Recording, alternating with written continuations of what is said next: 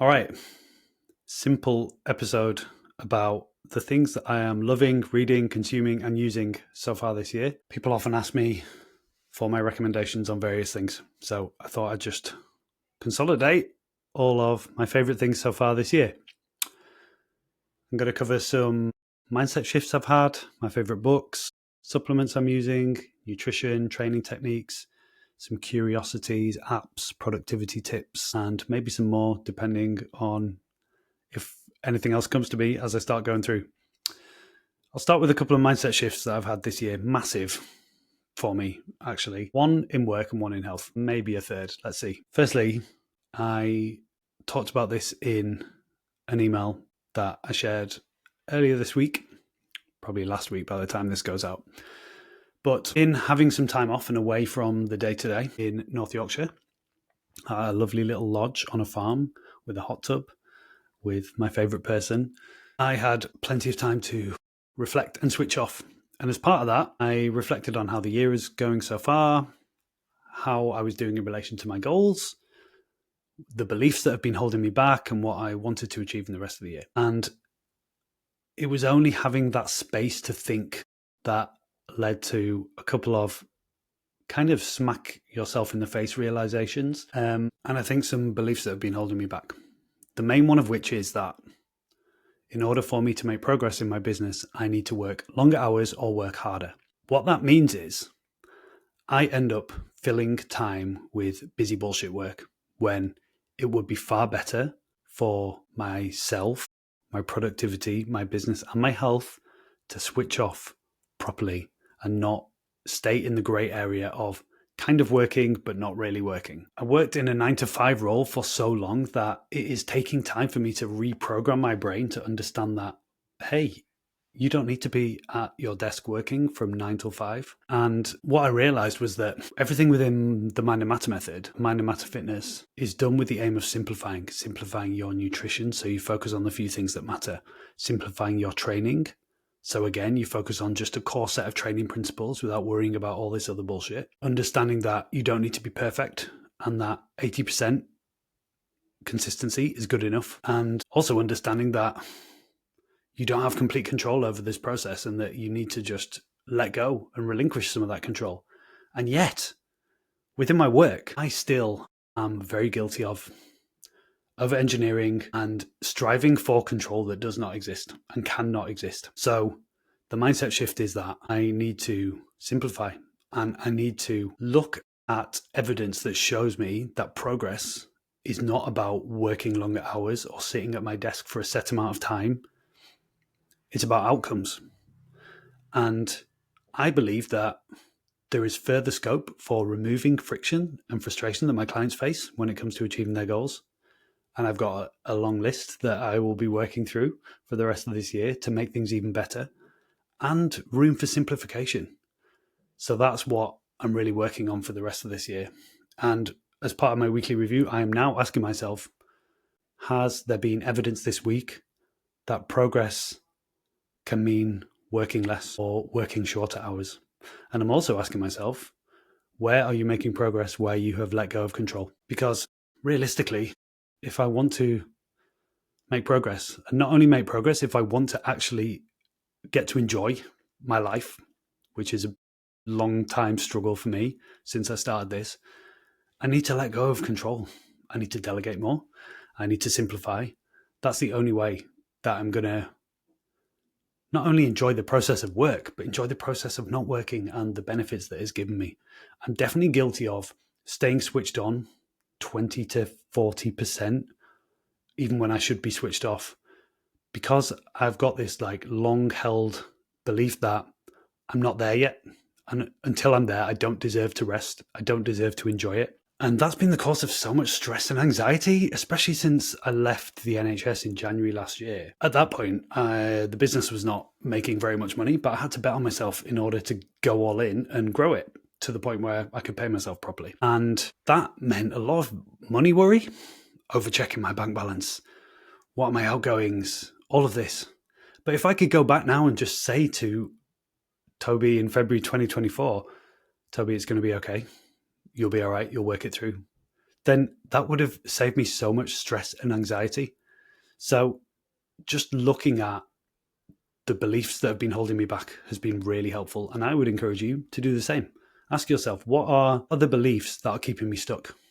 And the next step then, once you've written those down, is to see if you can flip them. So instead of me saying progress means working longer hours or working harder, I am now telling myself progress actually means working shorter hours or working less. And that's been one of the reasons that I've hired an assistant. Shout out to Kyla, who will hear this because she is editing the podcast for me. And going all in on that, knowing that if I want to create the lifestyle and the business that I want, I'm going to have to let go of control. So that's uncomfortable, but it's also exciting. And then in my health, a big mindset shift I've had literally in the last couple of weeks is about injury recovery. Long time listeners will know I have suffered with chronic back pain on and off for 5 years, maybe more. I've herniated a disc in my back 3 times. First time from front squatting, and really that wasn't necessarily from the front squatting, it was from years of aggressive squatting in my garage, back squatting with a barbell, heavy weight. And it's never been right since, never been perfect since. And I've had such a focus on guarding my back. And I realized a couple of months ago that I spend so much time thinking, is my back okay? Will this hurt? Even like getting up to go to the toilet in the middle of the night, I will be thinking, does my back hurt? And the only way I'm going to heal is by letting go of that, because I've had an MRI and there was nothing systemically wrong with my back. There's a bit of arthritis there. There's a bit of disc bulge because I've had injuries in the past. But most people over 40 have some level of disc degeneration and disc bulging, and most people don't experience pain. So the problem for me is not that I am injured. It's that my central nervous system still thinks I'm injured and is protecting my body. And me constantly focusing on it and staying in rehab mode is doing nothing to help me with that. So in the last couple of weeks, I've started experimenting with the idea of asking, what happens if I don't focus on rehabbing my back? What happens if I just celebrate the joy of movement and experiment with different movements? Because in this case, it's about pain sensitization and perception of pain rather than any problem that needs solving.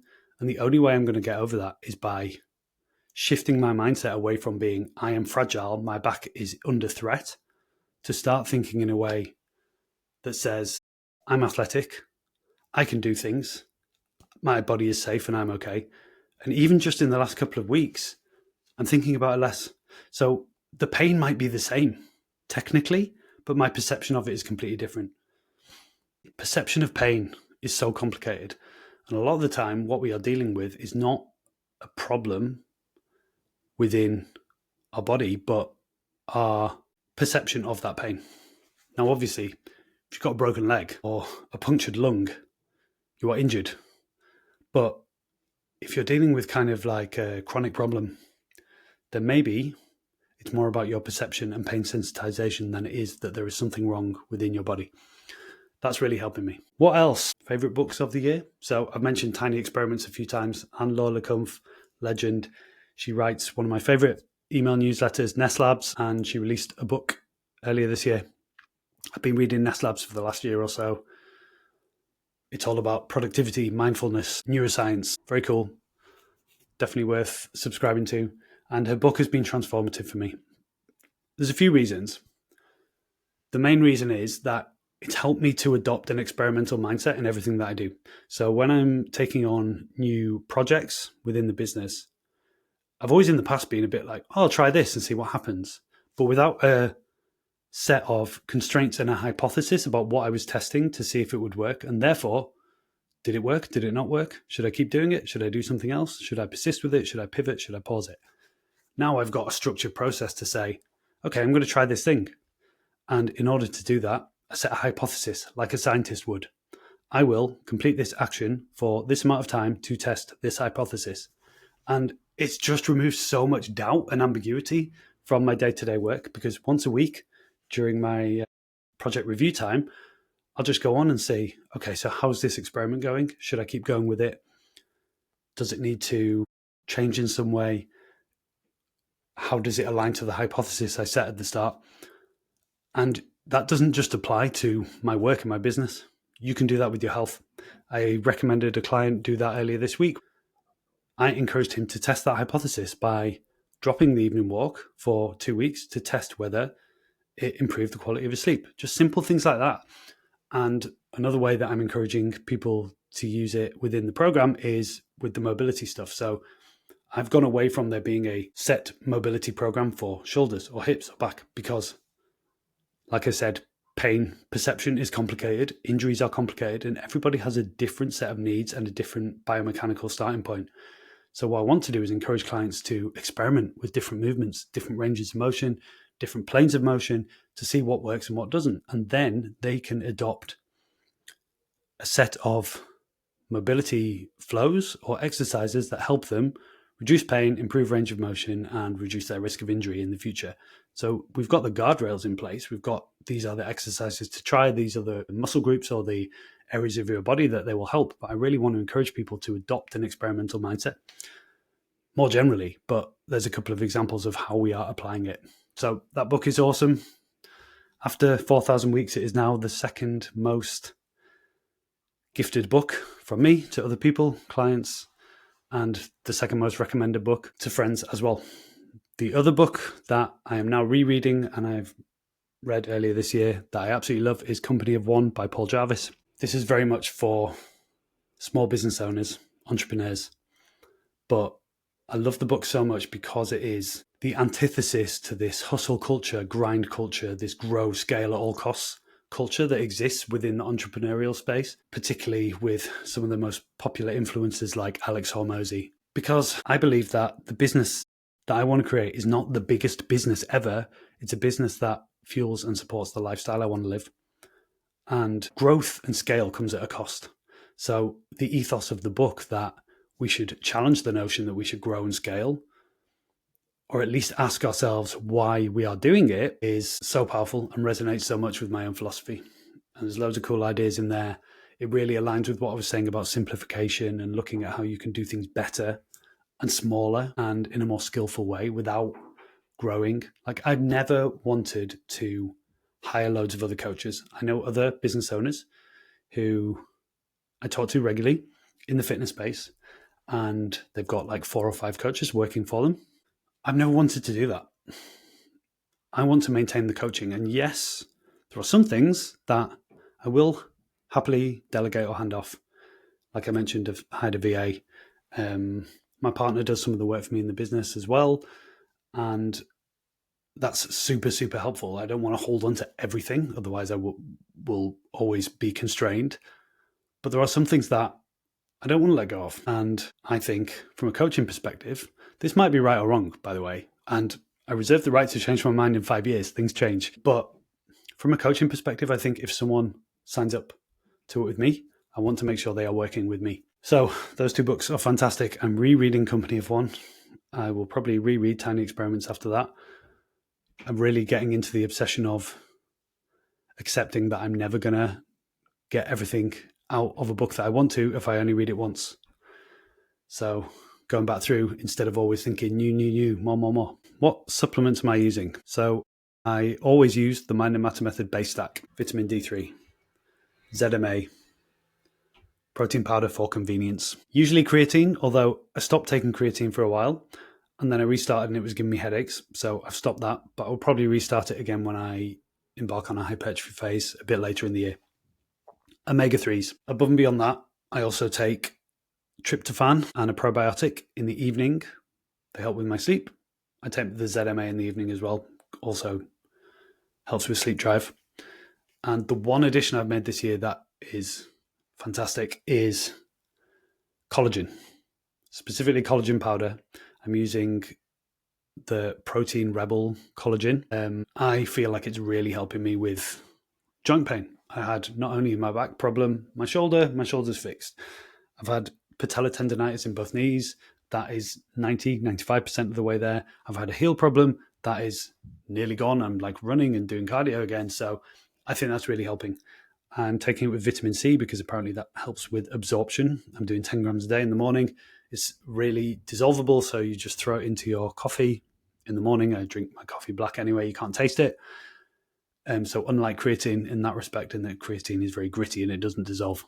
And speaking of tiny experiments, I'm now running an experiment with my collagen, which might break my bank balance, but it's worth doing for a month, where I'm super dosing it. So instead of just doing 10 grams a day, I'm now doing 10 grams in the morning and 10 grams in the evening. So 20 grams in total every day, just to see if that helps to clear up some of those old joint issues. And if it does, then fantastic. So let's see. I will report back on that in due course. But great brand, expensive, but with supplements, I think in a lot of cases you do get what you pay for. I've used collagen before, just got like a brand off Amazon that had some good reviews. It didn't do anything for me, but this one seems to be doing something. So definitely recommend checking them out. Apart from that, TRT. Don't really need too many other supplements if I'm doing TRT. I need to do another update episode on TRT because it's not all sunshine and rainbows, but maybe I'll do that one next week. Nutrition. So like I've mentioned, I'm in a fat loss phase through the summer. Funnily enough, had a bit of frustration this week. I came back from Rotterdam last Tuesday. I've been super disciplined from Wednesday through till this Friday, so 10 days or so, and the scale wasn't moving. And even though every week someone asks in the check-in and says, I'm concerned that I'm not seeing the progress I want to, and I say, hold your nerve, trust the process, it'll come. It's sometimes difficult for me to act on my own advice. So I'm like, trust the process, it'll come. But then emotionally thinking, fuck's sake, I'm frustrated. The scale isn't moving. And the scale's gone down 1 kilogram today. And I'm using the pseudo 5-2 protocol that I talked about in the Summer Diaries episode 2 for that. Still getting amazing results for me and for other guys in the community. And the reason I love it is I've done my 2 fasting days this week on Monday and Thursday. My partner's taking me out for tea tomorrow. So I can enjoy it guilt-free without thinking, shit, I'm going to wreck my calorie deficit for the week, because I've already built up a 2,000 calorie deficit already this week. So I just need to make mindful decisions, align choices, enjoy myself, and everything will be good. The 5-2 will become a core option within the Mind and Matter method when I get around to addressing all the snags and the friction points that I talked about earlier. That's one of them. More and more guys in the community are now experimenting with it, so it's becoming a bit of a movement, which is very cool. Training techniques. I've just started using the sprint treadmill in the gym. Unlike a normal treadmill, this has resistance, but it runs on momentum rather than on a predetermined speed, rather than on a motor. I'm just getting back into cardio. I've done like 2 or 3 cardio sessions all year because my priority was injury recovery, but now I'm feeling fit and healthy again, doing a bit more, loving it, by the way, getting a sweat on, getting the endorphins afterwards, getting out of breath. But I'm really enjoying using that. And the way I'm using it is I'm doing intervals. So I'll do some easy walking and then I'll do some prowler pushes. So put it on the highest resistance and use the handles and push as if pushing a prowler. You can do reverse walking on there as well at a high resistance, which is really cool, which is akin to doing sled drags.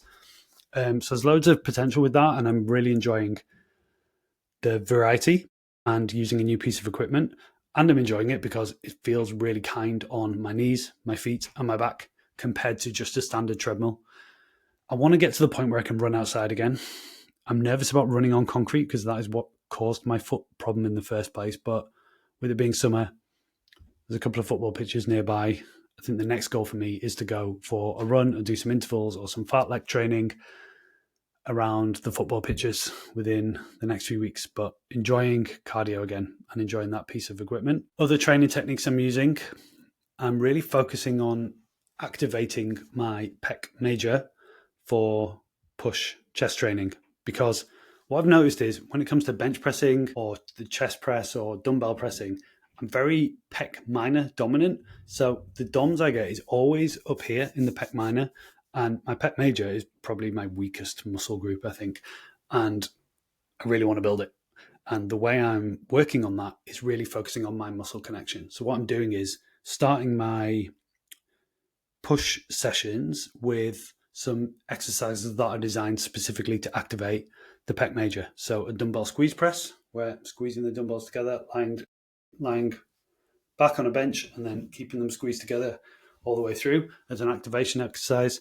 And also with the chest press machine, after my sets, grabbing the handles and doing an isometric here to squeeze and really feel it. I'm enjoying that, and I'm getting think I'm getting some progress with that as well, and my numbers are going up, which is awesome. I am really loving single arm cable row variations. So a seated single arm cable row or a prone incline lat row. Clients will know what I'm talking about because I program these all the time. But for lats and the mid back, nothing hits it like that. There is something about cable exercises for the back in particular that I think are just chef's kiss. I don't know why for the back, but maybe it's just because I can really feel it with a cable and I can't feel it so much with dumbbell or barbell. And the other exercise that I'm absolutely loving is a Smith machine one arm overhead press. So this only really works if you're watching the video, by the way. But Smith machine bar is here on my shoulder, overhead like this. Only works if you're a short king. Programmed it for one of my clients, Richard, who's 6 foot or above. And he was like, I can't go all the way up because of the Smith machine. So sometimes I forget that some exercises are only possible for me because I'm 5'8". However, you could just sit down and still do it. But that's a great exercise, particularly for me who's had shoulder problems. Being in position, externally rotated position to do shoulder exercises puts a lot of strain on my shoulders. But in a neutral position with less external rotation feels so much better, and I still get good activation in my lateral delts. So loving that. Man, we've gone on way longer than I thought we would. Okay, a few other things. Curiosities, things I'm really interested in this year. Firstly, AI. The ethics of AI, mindful use of AI, the ways it is being rolled out, and what that means. What it means for our cognitive health, our emotional health, our mental health, our productivity. I did a whole podcast episode about this, and honestly, I enjoyed doing the episode, but I don't think I really was able to express my thoughts as powerfully and as clearly as I would like.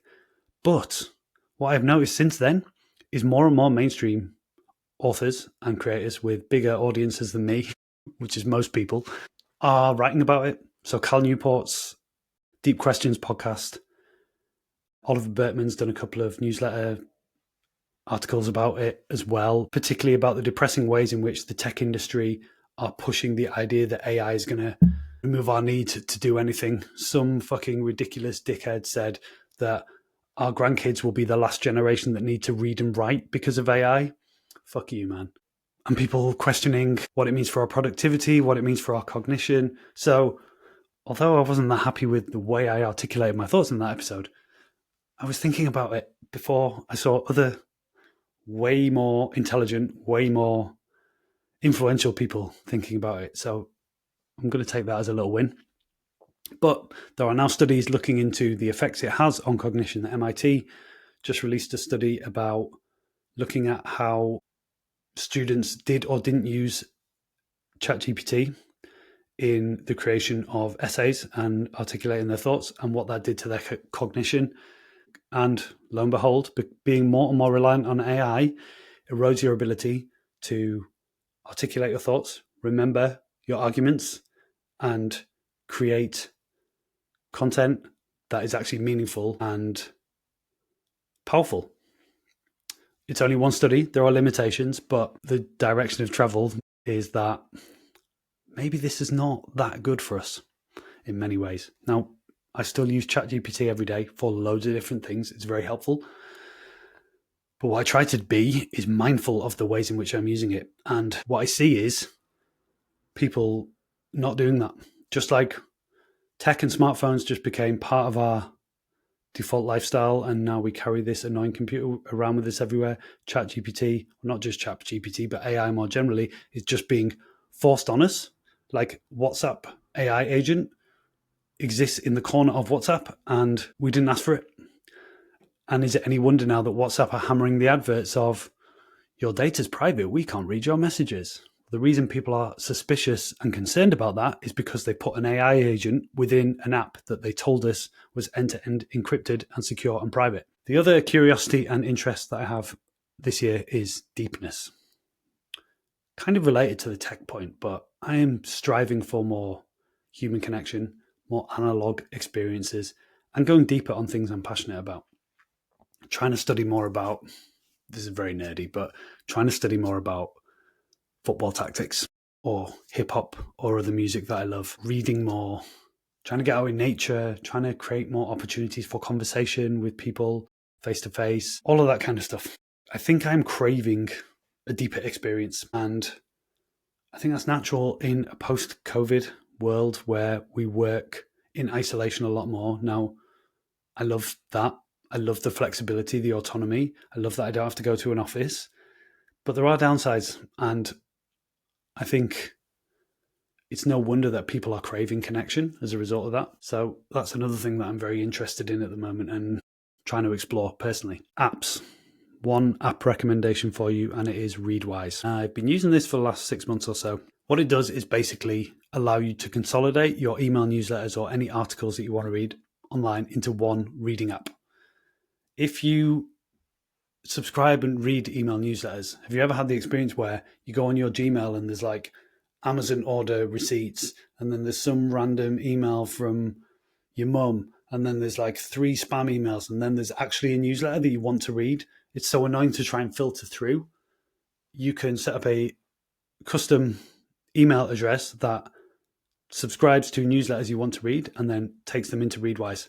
You can also one-click an article or a web page, and then it pulls it into the app. You can do the same with PDFs and other things. And what that means is when I want to read newsletters or things I'm interested in, they're all in one place.